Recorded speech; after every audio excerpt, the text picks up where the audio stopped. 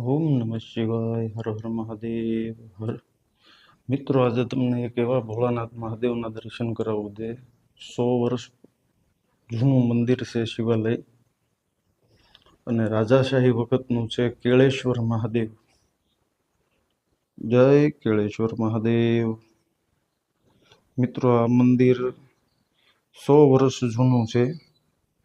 રાજાશાહી વખતનું આ મંદિર છે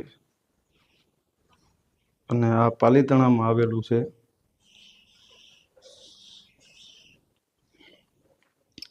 પાલીતાણામાં ગામની વચ્ચો એક્ઝેક્ટ સારા લોકેશન ઉપર છે.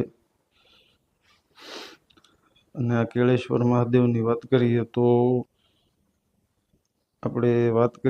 આ સિપાઈવાડા વિસ્તારમાં આવેલું કેળેશ્વર મહાદેવનું મંદિર છે, જે 100 વર્ષ જૂનું છે.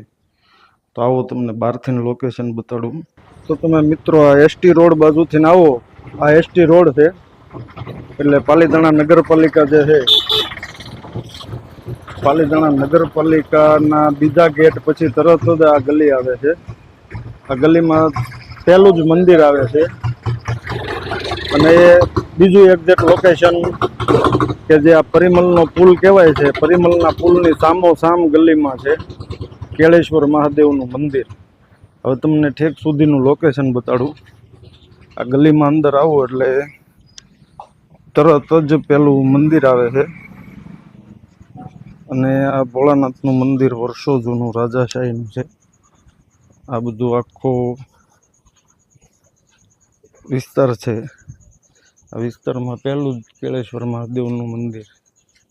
તો આ એક્ઝેક્ટ લોકેશન છે. શિખરબંધ મંદિર છે.